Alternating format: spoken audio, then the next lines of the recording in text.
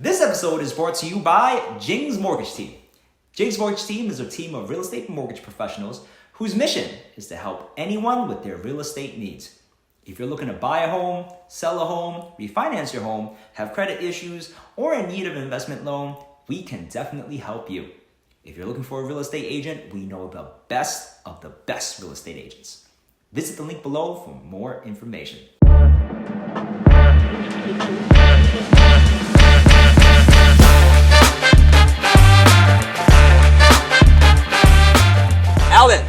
Alan Gotay. Yes. The great Alan Gotay.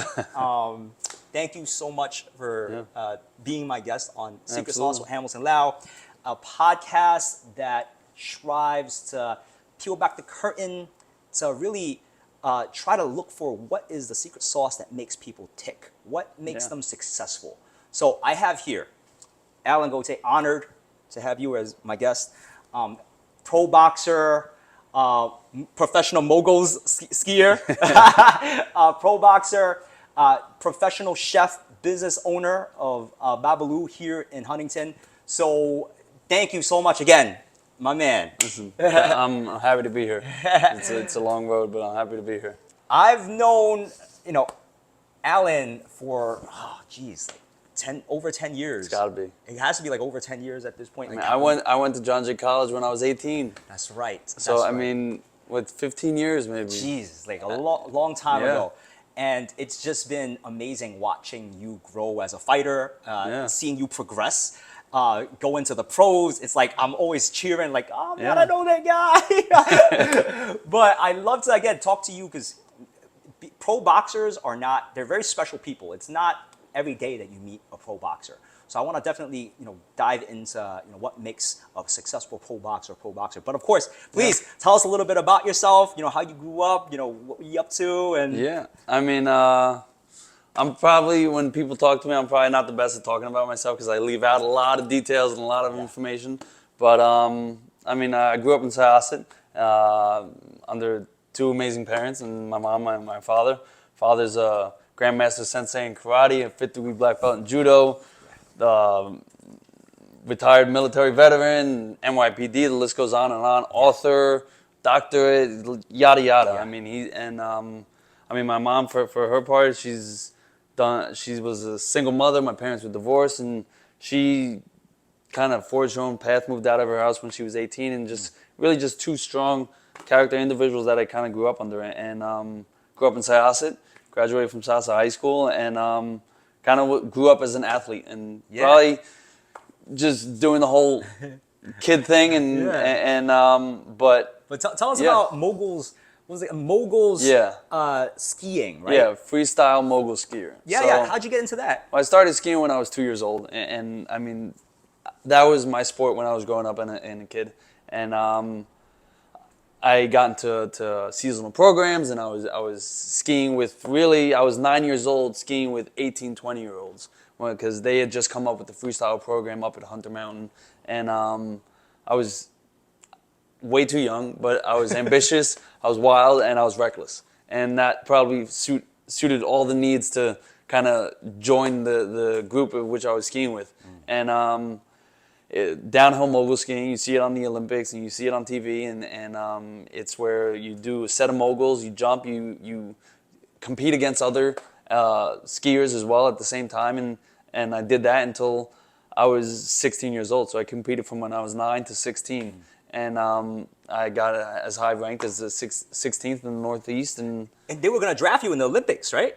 So before I was going to high school, they reached out and they sent a letter saying that they wanted to recruit me to an Olympic training program where I would go to high school and I would kind of be under the wing of learning the skill set to become a professional skier. And at 13 years old, who am I? Just a young kid and brash. And I was like, I don't know. I mean, because even at that time, skiing was fun.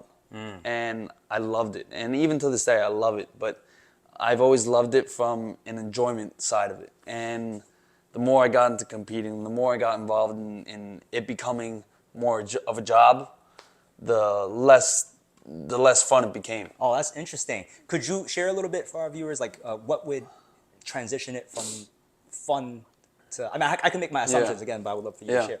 Like, what would transition it from fun to a job? I mean, I think for me personally, I think that's also more so with the individual. I mean, for Okay. me at least, I think at a certain point, as a competitor and as someone that has been in sports, and it's always about doing better and being better and putting the pressure on yourself to be able to compete at a higher level.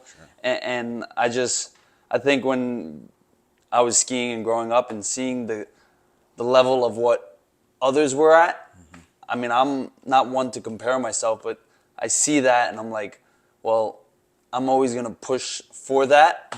And I think it just You weren't starts, into it at the time. yeah, it starts burdening you with stress as opposed to just enjoyment, because you're making those mistakes and you just, it becomes more of a job where it's just kind of, all right, I'm going to wake up, I'm going to rinse, recycle, and repeat, Right.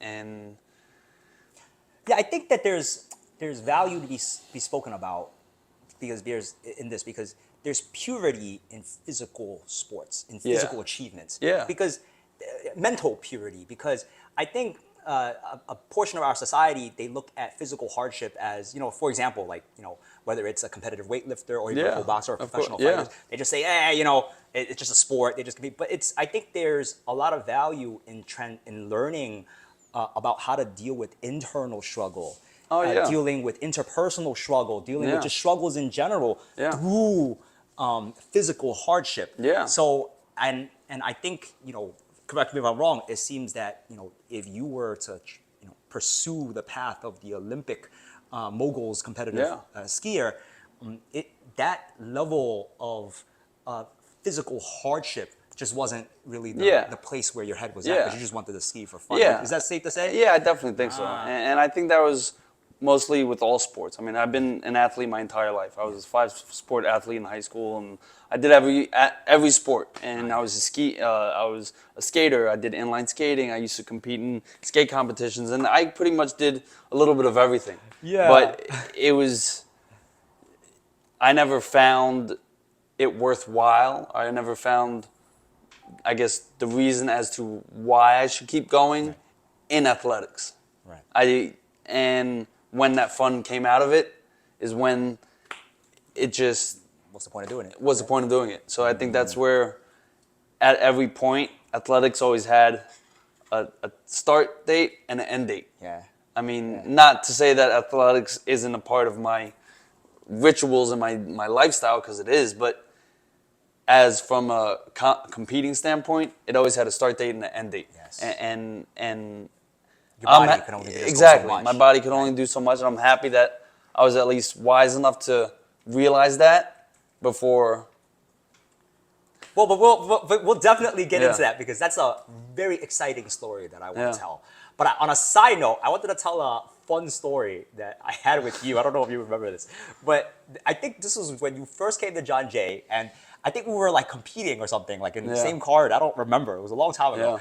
Yeah. And your dad, Al Gotay, Yeah. had drove me and Maurice Edwards. I'm gonna post a picture up, by the way, on this. Drove me and Maurice Edwards out to a track field that was near your house. And we all ran. I remember this guy. He's such an athlete. I remember we all started together. And I believe, like, Alan, you were just like kind of jogging with us. And meanwhile, I'm sprinting. I'm like, why is this guy jogging? And the next thing you know, he just turned it on and he just went zoom. And next thing you know, he's like a minute ahead of me and Maurice. And at the finish line, Matt Serra, at the time it was UFC welterweight champion, Yeah. when he beat Georges St. Pierre. Yeah. He was there training for the rematch. Yeah. And you were there chatting up the story. I remember in my head, I'm like, man, I have to do more wind sprints, because I totally missed out on this opportunity to chat with Matt Serra. Yeah. When I hit the finish line, let me tell you, I remember I had to throw up. Like, I think I threw up, but and then, and I'm like, oh man, I remember shaking Matt Serra's hand. Yeah. But, it was like, man, I got to get, more into this wind sprints, because I was out of shape. But that was an awesome story. I remember that day. Yeah, I'm definitely going to post that picture up. I still have that picture. That's awesome. But so from there, you took a hiatus from mogul skiing at that point. Yeah. And you when did you transition to boxing? So I started boxing when I was 16, pretty much right after my 16th birthday. It was something that I always kind of wanted to do. I did martial arts with my dad. And Yeah, how come boxing?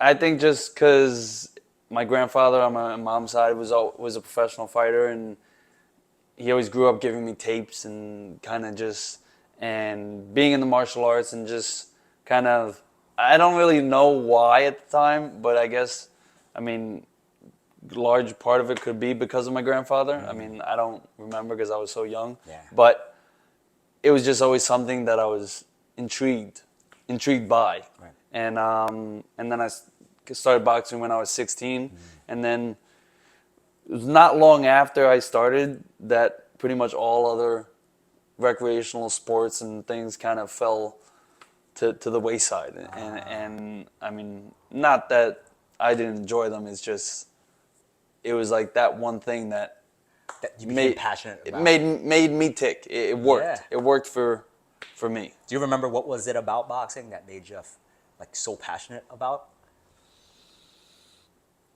I mean, I would just say it's probably just the one-on-one and the reality of, at the end of the day, from sparring to training to, it speaks the truth. And it's one of the few sports that speak that truth and show a person who a person is. I mean, like they said, the old saying goes, you play sports, you don't play boxing, you don't play fighting. Right. And for me, it was one of those things that, like, it was hard. And I've been told that if there's an easy way and the most difficult way to get things done, I'm going to choose the hardest way. So I think when that's best for you. Yeah, and your it's own development. Yeah, right? and it's the work. I mean, I started working when I was 14 years old, and I was always working. And boxing came relatively shortly after that, and it's the same thing there. You got to work it and to reap the rewards. I mean, I remember my second amateur fight. I took out on like a week's notice. I was gassed, out of shape, and I won the fight, luckily. But it was one of those experiences I said, never happen again. And to that day, I mean, in high school, I was waking up at 5:30 in the morning. I would work out, go running, go to school, come back, do whatever, go to the gym. Like, it just gave me a reason to really commit myself to something. Yeah. And for our, our fighters that are listening to this podcast, I'm sure you guys can totally get everything that Alan just said. And for just the casual viewer, just to piggyback off what I was saying before about the purity behind physical accomplishments and physical feats like boxing. Yeah. It's a really high level of hardship putting yourself through and self-growth, because you're essentially in real time, you're learning about yourself. Yeah. I don't believe in an opponent. I believe that you're just fighting yourself, because and if you get hit from somebody, it's just because maybe you didn't train hard enough, you didn't slip hard enough, you know what I mean? So it's like, there's such a high level of self-reflection, self-growth, and I totally get it when you say if you're going to choose the easy path or the hard path, you're going to choose the hard path because that's going to give you the biggest growth. Yeah, I mean, and that's the same thing with me. Like, I have my mind up even now to this day while we're having this conversation, where I want to end up and where I am now. Now, there'll be 150 different ways to get there, which is fine, but I'm not going to change the goal, because just because you have one plan doesn't mean there's 15 different ways to get there, and that's the same thought process that I really had in boxing too. I mean, it's beautiful. Yeah, fighting is fighting, but you can really tell the difference between someone that enjoys boxing, spars, or a fighter. And you really only learn that once you put yourself in that kind of fight or flight position. 100%. And you do that through hardship, whether it's fighting, whether it's whatever avenue that you choose as an individual, you learn that through the hardships. And for me at that time when I was in high school, that was boxing. And that's kind of, I was lucky enough to find it because it also kept me always on the other side of getting in trouble. Right. So, Get you on the right path. Yeah. That's always the better thing, you know? Like Yeah. you find the outlet that keeps you on the right path. Yeah. And especially such a pure sport like boxing. I mean, Yeah. it's and I wholeheartedly mean this when I say this. Like it's a pure sport. Yeah. Like it, as you were saying, it exposes you. Yeah.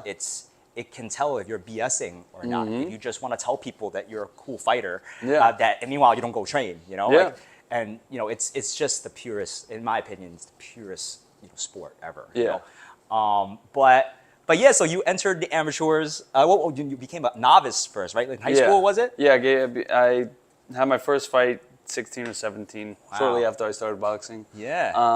Growing up in the amateurs and especially meeting at John Jay College and spending a lot of time, I had about 20 or so amateur fights, and then also I fought for the New York Athletic Club in the city a few times. right, And remember we had that little stint, and we went out to the Bronx and went out by the ward, and we had a couple fights there. Yeah, I'm gonna attach some pictures. Yeah. I have pictures of that. It's a great time. Yeah, so kind of just did that as what I did through high school, outside of obviously school, and but again, I mean that was kind of my thing, and even in high school with all my friends and groups, they were always like, "Oh, box," like they used to call me box in high school because really you're going to house at I guess you could say privileged high school at the time, like In school, right? what other kids are really, yeah, they're all doing football and basketball and soccer and lacrosse, but like, who's really just kind of Boxing. boxing, going to the gym and getting in fights and like, About to be a pro boxer too, right? Yeah. I mean,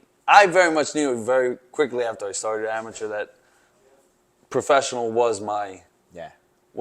kind of, I have to ask you. As far as your amateur boxing career Yeah. goes, because it was incredible, right? Thank you. What would you say is the secret sauce that you noticed? Because 20 fights is a lot of self-growth, Yeah. a lot of development, Yeah. a lot of experience, Yeah. not just with yourself, but with your opponent, with the Yeah. art of boxing, with physical accomplishments, Yeah. right? What would you say is a secret sauce that you that led you to success there? I mean, I would say Yeah. What would you say? probably, especially as a young kid, like, I mean, again, I grew up under divorced parents, and that came with its own Sure. emotional Baggage. right? baggage Yeah. and crap as a kid, and but as an amateur, I mean, it taught me how to lose and be okay with losing, because I still remember my first few losses in amateur. Man, I'll ball up and cry and just be so insecure, and even growing up the way I did, I was always very probably insecure in my self-belief. And boxing, especially as a kid and an amateur, taught me really just to, regardless of a loss and regardless of you going to the gym one day and getting battered and beat up, that, and being around gyms and being at all the gyms I used to go to in Hempstead and West Hempstead and all these gyms, that it didn't matter, that they didn't care who I was or where I came from. All I had was me showing up and working like a dog, and being the hardest worker in the room. And whether I got beat up or I didn't, I got respect at the end. Yeah. And I think it taught me more about kind of bouncing back from my insecurities and how not being defined of how I did, whether I won or lost, but about what people thought of me at the end. Right. And that goes on. A loss, an L, a W, that's just, everyone's got them. Wow. It's it's such a deep statement that you made. Yeah. It resonates with me definitely. I'm sure again for my competitors out there as well. Yeah. It's for me, it's like definitely training, under your dad, Al Gotay. Yeah. I mean, the big thing you that it know taught him. me. Yeah. 100%. Hard. OG to the max, Yeah. legend. But for me, it's like a loss is what the outside tells you Yeah. it is. Like it's a person, it's a record, it's a technology that says that you lost. But Yeah. truthfully, internally, what does that mean? Nothing. Yeah. Outside doesn't mean anything. Yeah. It's really what's inside. Yeah. It's if you told yourself, did you actually really lose? Yeah. Right? And that kind of determines where Yeah. you're at with this. And that's Yeah. to me was just it took me a little while to get it as well. Yeah. But then it's like there's just so many lessons, and that's just one of the great lessons that you don't really lose unless Yeah. you believe that people tell you to lose. And Yeah. I understand you people are gonna come back to me and say, yeah, what about the win, loss, and record Yeah. and all that stuff? No, that's not even what I mean. I'm talking about Yeah. the internal growth, the Yeah. internal part of this. Yeah. How do you know you actually win, or how do you know you actually lose? How Yeah. People that go to war, right, and they might lose in the war, but what's making them, continue to move forward, and even to the last breath, right? What's making them feel like they might potentially win? It's that thought, right? Yeah. That I mean, that you didn't thought, lose, you keep going. yeah, and that thought isn't everybody. You, me, Yeah. Joe Exactly. Schmo, Exactly. everyone, man, woman, and child. Just because you're 8 years old, it's in everyone. Yeah. And to be able to learn that even at a young age, and learn to not control it, because you never will control it, but be okay with learning to understand it, and being able to use it not for a disadvantage, but use it as a strength. Because you trained under Alan Gotay, and he was OG bar none. So even now growing up and him being my trainer, I always had to be better and do more, and that's just because, again, even looking at someone that accomplished everything that he did, it's like, wow. Big shadow to fill, yeah. Yeah, But it's inspiring, though. Yeah, it's inspiring, and learning a sport and learning those tools at such a young age is really what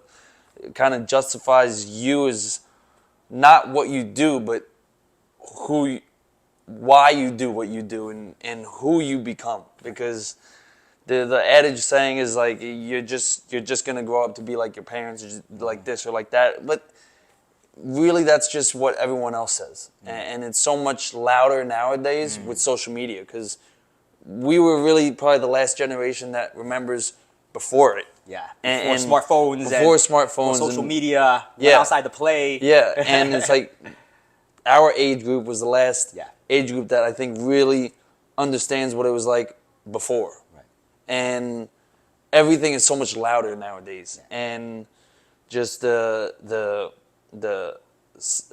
support and the non-support is so much louder. And to learn those tools and develop those tools is probably harder nowadays than it is when even 10 years ago. 100%. Everybody wants instant gratification. It's so right much now. faster now. Everybody wants yeah. they don't wanna work hard and do wind sprints. No, it's it's all clickbait, and Yeah, it's all yeah. how can I get to where I'm going with the hashtag, with as possible, right? as quickly as possible. And it's like, it's just, and for me to learn that when I did is a huge advantage. Because again, you see people, and even us, like sitting here today, it's 15 years goes by in the blink of an eye. Yeah. And to the fact that I see your success through, even if it's social media, and you see mine, and to be able to be the one to support each other, and you can't really ask for more. So.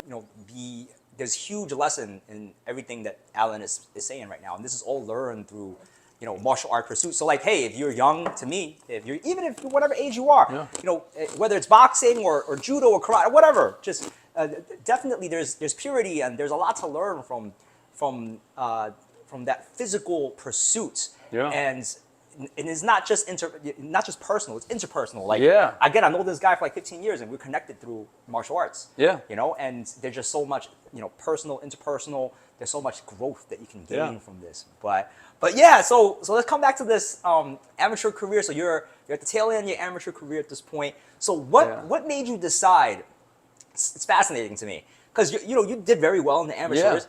Yeah. And what made you decide, hey, I'm gonna jump into the deep end, the pro circuit? I mean, being an athlete and being a professional athlete, it's like being a home cook and being a chef.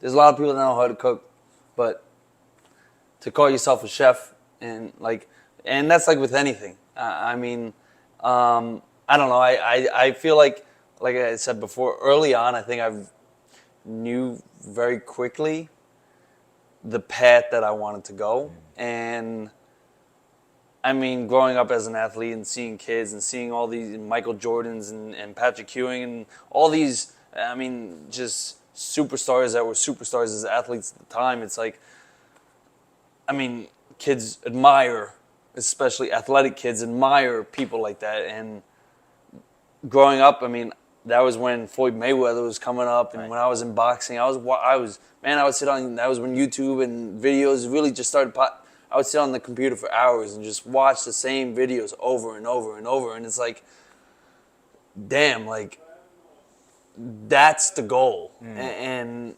I just feel like I wanted to see how far I could take it, and see also not only take the sport, but see what I'm capable of, and that's why I entered the Golden Gloves when I was in high school, and I entered all these competitions because I wanted to see, not that I was better than anybody. Yeah. Probably at the time I wanted to be better. Yeah, sure. It's just, Sure. It's natural. Yeah, natural. You know, I want to be better than this person. I want to be better than that. You got to think like that, right? To be a champion. Yeah, and you are the best. And when I was a kid, I didn't have that self-belief, and I didn't have that affirmations that I am better. Now, fast forward, I do, but I think that's why it kept me continuing to pursue more and wanting to be a professional, because being a professional was like you're a professional, you're respected, you reached a plateau that nobody else is able to do. A very Yeah. small few Yeah. is able Yeah. to. And then it's like kind of like, you know, I'm quoting David Goggins here, like kind of being I'm obsessed with him. Yeah. Are you really? Oh of man, course, we're together on this. He is my probably alter ego. Yeah. The being uncommon amongst uncommon people, right? 'Cause Yeah. on top of that, on top of being a pro boxer now, it's like, hey, you want to try to be a champion. You want to be the best pro boxer. Yeah. Everybody. I want to ask you about fear, because for our listeners who just watch, spectate on boxing and even just martial arts in general, what is your perspective on fear? How did you overcome it during your entire tenure as a boxer? Never do. It's really that simple. You don't. You learn to use it. Like, I hate fighting. Always have.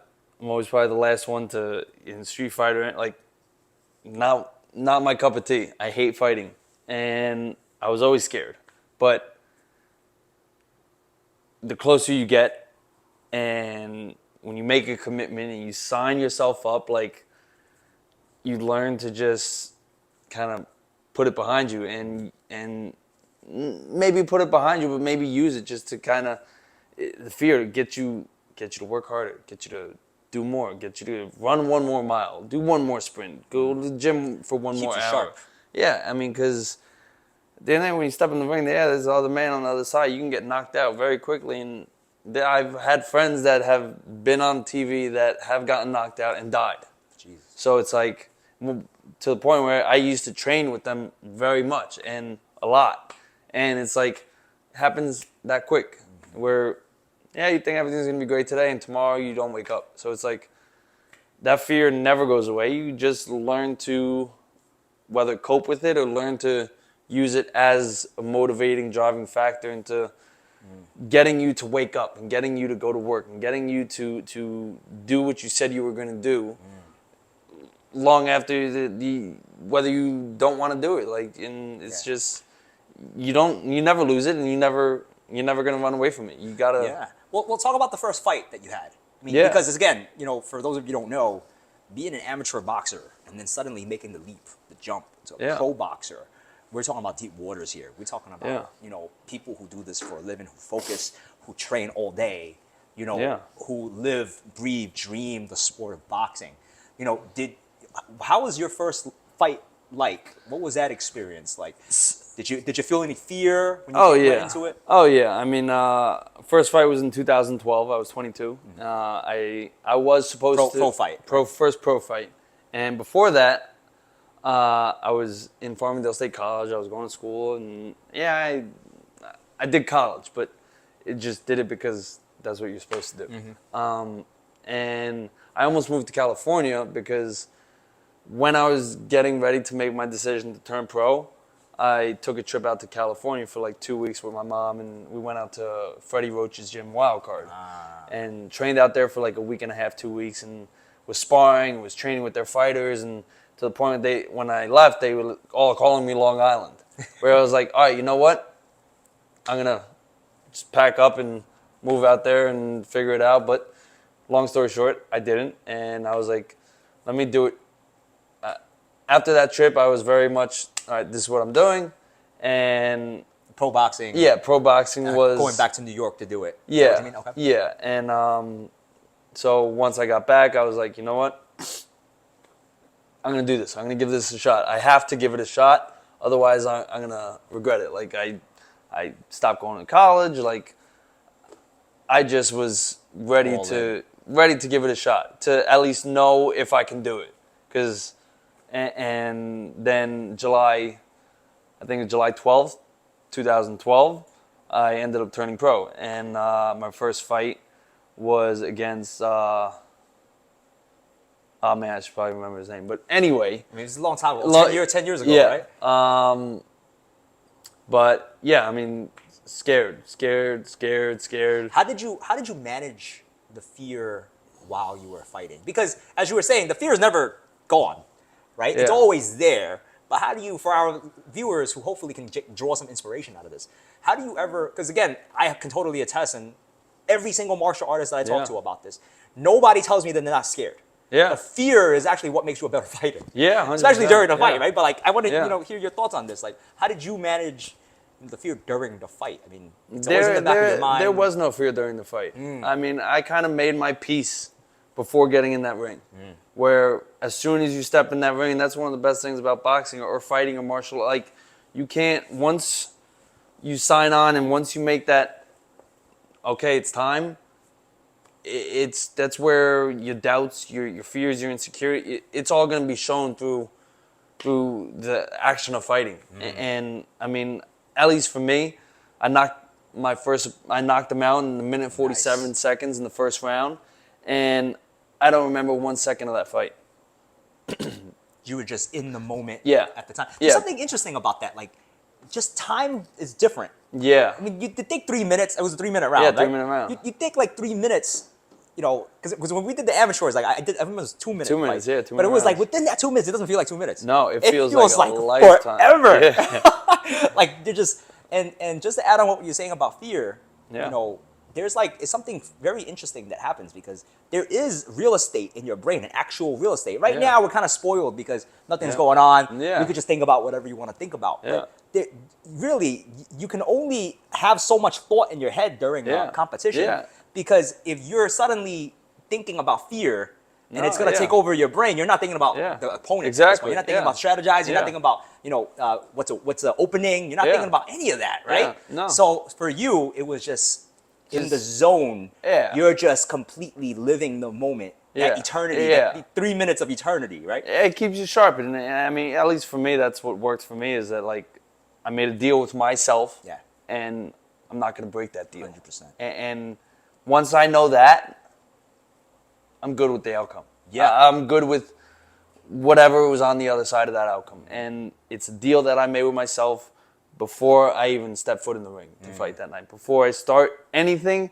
it's a deal that I say I'm going to make with myself, and regardless of circumstances, I'm going to see through it. Yeah. And then really, the fear kind of just becomes, okay, well, if you made that deal and you're accepting of both vices, the good and the bad, then Yeah. really what is the fear anyway, except just a feeling? Exactly. And that emotion. Yeah, that And kind of emotion gets you nowhere, right? Motion gets you Yeah. somewhere. Yeah. Emotion doesn't really get you yeah. So anywhere, like right? it kind of goes away, and Yeah. There's no time once it's go time, and I mean that's it. And so There we like go, right? yeah, and for me, once I make that deal, fear is just really just another byproduct of Yeah. everything else that you're doing. So it's like Yeah. A lot of sports psychologists, I looked into this. They call that like the zone, yeah, where it's like you just time just kind of it reacts differently, and it's like you're in the moment, yeah, and you don't got time to think about anything else except the moment. yeah, And it's like yeah. for our viewers out there, I highly recommend it. Get into a martial art, especially that has Oh sparring, yeah, of course. because you can really you experience the zone. That's where Yeah. time just it's very very strange. It's just time just it's longer now. Yeah. You feel everything. You're smelling everything. It's very Yeah. very interesting. Like Yeah. maybe that adrenaline dump. Yeah, I don't know I what mean, it is, but yeah, I mean, you got to be able to get yourself. I mean, at least for me, like get myself in that, and then also be able to also learn to step out of that, Right. because it's you can get yourself there, but you got to also be able to know that difference between that and reality, and Right. being able to get there, and then also because that's even as a fighter, that's not who you are; it's what you do. Oh, And you mean like knowing when to switch it off because you're yeah, not fighting anymore. yeah. You're going out with your friends type of thing. Yeah, because like again, it's that fight or flight moment where it's like even leading up to a training camp, or leading up to my pro debut, or leading up to a fight.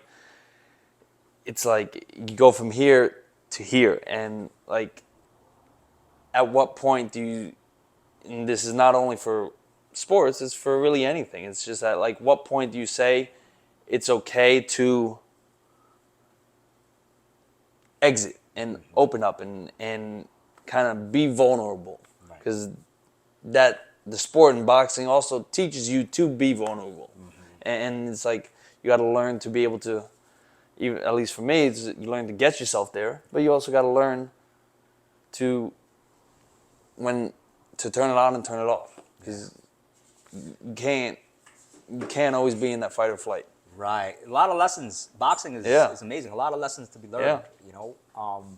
But no. Tell us about one of your last fights, right? Yeah. Your pro.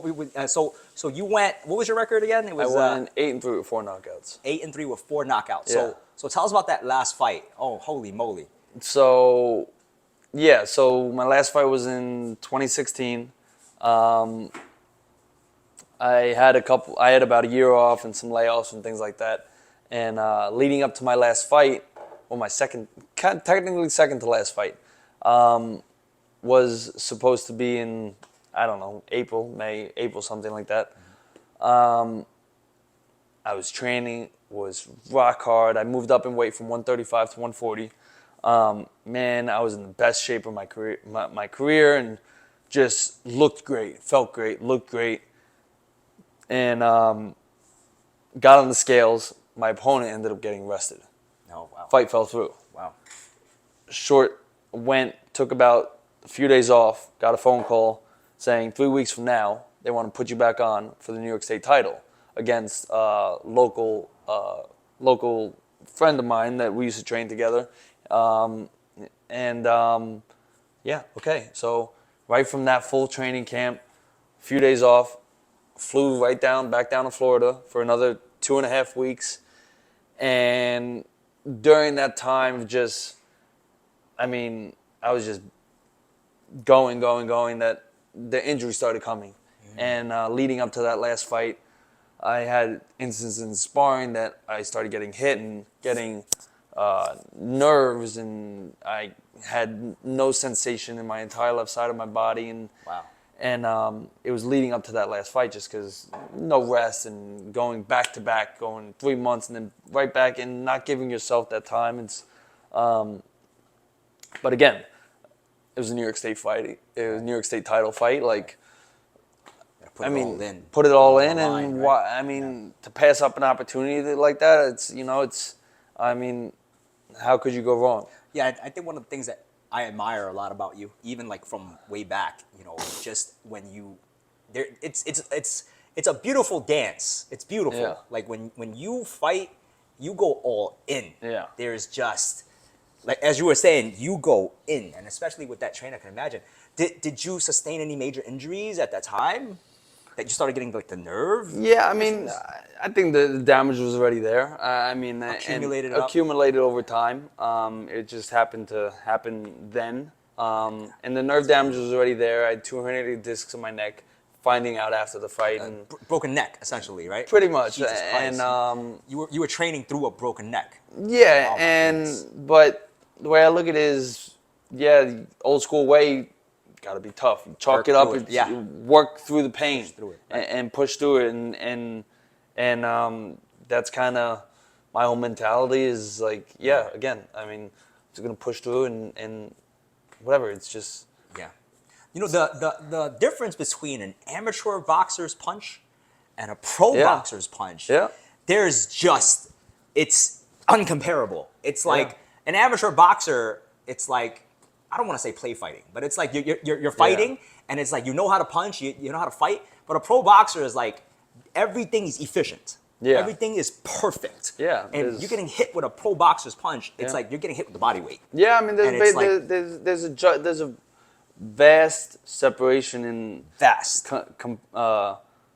being compared from an amateur to a pro. Yeah, and I especially, mean, you know, people say, oh, MMA versus boxing, and it's like, it's really two separate sport. Yeah. Because like a pro boxer, it's like the perfection of a cross or a hook or a jab. It's just all body weight, all Yeah. efficiency. There's Yeah. no comparison, Yeah. you know? And I can only imagine, like, much respect to you, because that's a real brutal sport, being a pro boxer, being a competitor, a pro competitor, because you're getting hit with, you know, full on weight in like one Yeah. location. You know, Yeah. 140 pounds, 180 pounds. And, you know, when they Yeah. generate that movement, too, it's probably worth, you know, potentially double that weight. Yeah. So it's God bless that you're, that you're, you know what I mean, that you're okay now, because it's Yeah. a very, very brutal sport. Oh yeah, but I think it's brutal in it's beautiful in its brutality, 100%, 100%. and because it's pure. Yeah. So what was happening with your arm at the time during the fight? Did you like lose sensation in the middle of the fight? Yeah, I mean, because I started getting hit and Jesus. like my whole left side went down, but I started switching to southpaw leading up to that training Which camp. is the right doing side, more- right leg yeah, forward right leg instead of forward, left yeah. leg forward? Because you're normally a left leg Yeah, forward left leg forward, fighter, right? orthodox fighter. So, but I was able to do both, and that was, and I started doing that throughout the fight, Right. to kind of Mess 'em up a little bit. mess Yeah. them up, but also to Yeah. keep me safe, because I knew that like I was injured. Physicality wise, I wasn't strong, Right. because just your body is just run down, depleted. But yeah, I mean, that was probably the thing that, like, yeah, I knew I was fighting injured, and switching from orthodox to lefty and doing those little things is what kind of got me to, I guess, the finish line. And Did you ever have a moment in your head where you went into the fight knowing you're gonna lose, or did that thought ever come to your head that I'm gonna lose this fight? Probably. I mean, probably. I mean, but I think you go into every fight thinking that. Like the healthy, like the Healthy amount of it. amount of I might lose type of thing. Yeah, but I mean, so I would say yeah. I mean, I think in every single fight there was always a little bit of that, where it's like, okay. Now this is important. I think that the viewers can definitely gain from. Like, at what point where you say, all right, there's a healthy amount, and then there's the crippling amount. You know what I mean? Like, there's people that they just, even before they do anything, they just have already decided, I'm gonna lose, or I'm not gonna do this, or I'm not gonna fail. Like, I'm gonna fail for sure. Like, you know, do you have any thoughts on, you know, how you know, judge that or navigate that, how you get through it, where it's like, okay, this is kind of unhealthy at this point, you know, like especially coming from, with your experience in such an extreme level of competition, fighting for the title, you know what I mean? Like, what advice would you give to the viewer in how to, like, hey, you know, you might be, you know, you might think you're gonna lose, but just please be careful that it's not gonna be a crippling, you know, fear or thought. Yeah. I mean, I don't think that comes from you. I think that comes from the people that are around you. Interesting. And at least for me, Because for me, it was always a recognition from the ones that were around me saying, okay, Yeah.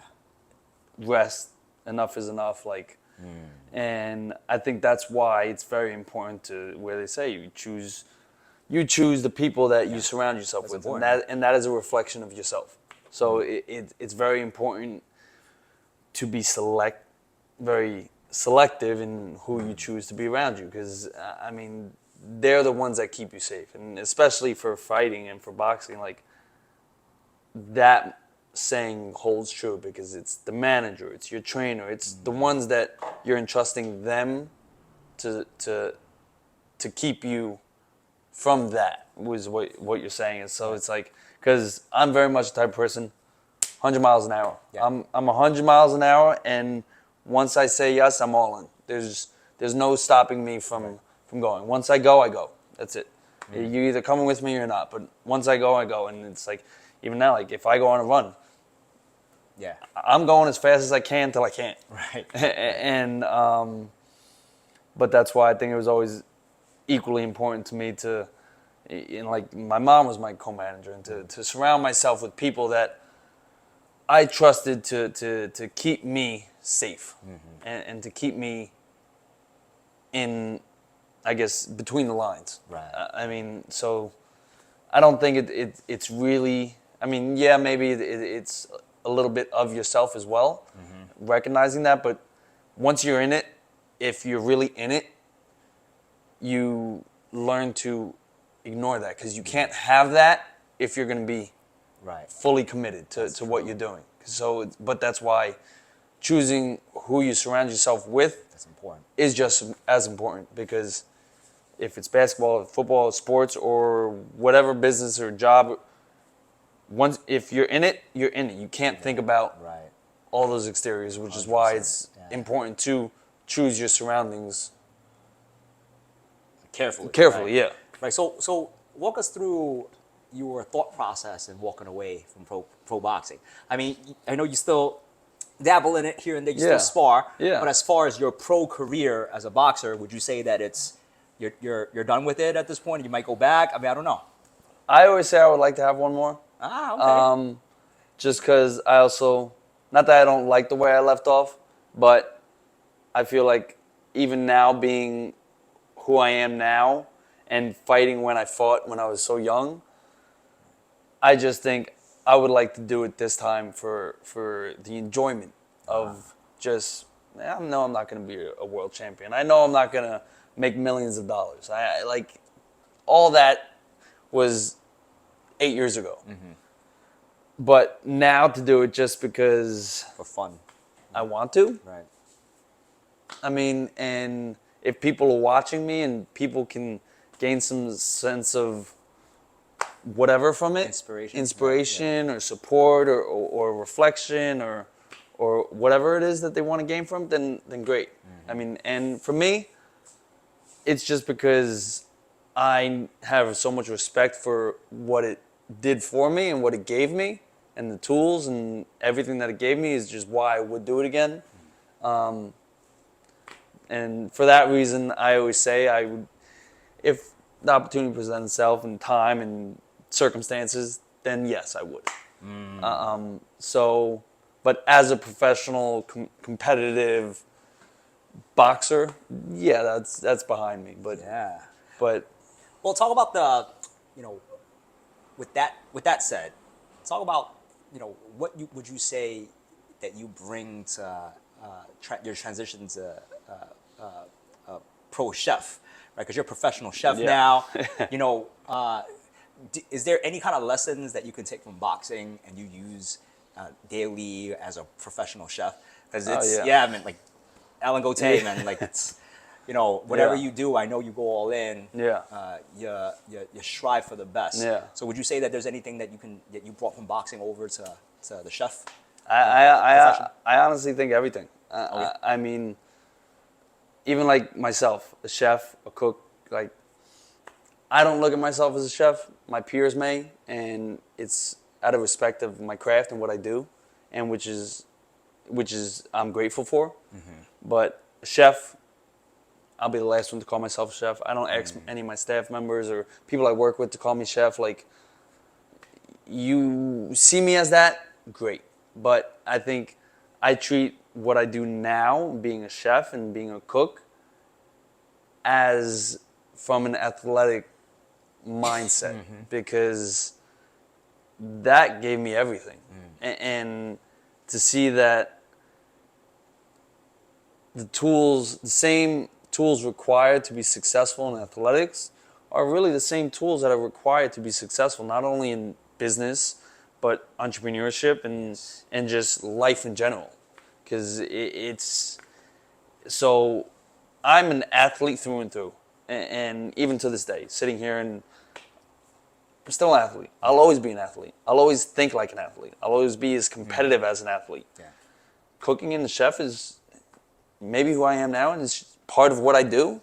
But the mindset, the makeup, the values, everything is that of a competitor and a professional athlete because it's to the highest level and the highest degree of what you can push your body and your limits to. Right. So it's like problem solving, everything, self-reflection, self-improvement. Yeah. It's like you bring all of that to the literal table when you cook. Yeah, and that's what I do now, and I think that's why I'm still here today. And luckily enough for me, it gave me the tools necessary to succeed. Not that this hasn't, being a chef and being a cook and learning in the field hasn't given me tools, but it gave me tools necessary to do the job. Right. But I already had everything I needed long before that, which is why in past jobs and internships and culinary school and all the other things that I did to become a chef and become a cook, why I was successful there. Because whether I had the tools or the skill set at that point or not, they didn't see that. They saw the integrity and the values that I learned. The hard work. The BS behind faking it. Yeah, you can't fake it. Right? They saw that, but that came because of my background as an athlete, a boxer, and that came from that. So, and that's why, even now to this day, everything that I learned there holds true here. Wow. In what I do.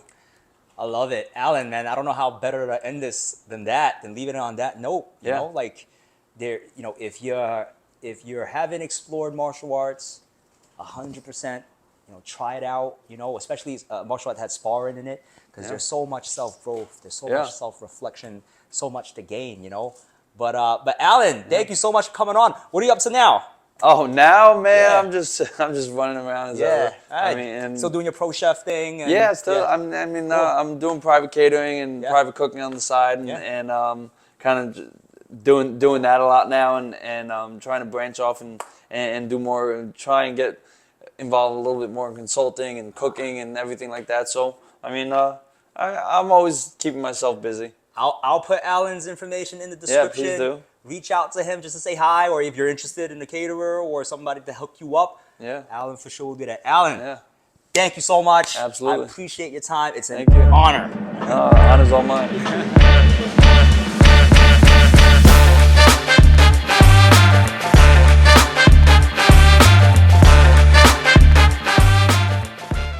This episode is brought to you by Jing's Mortgage Team.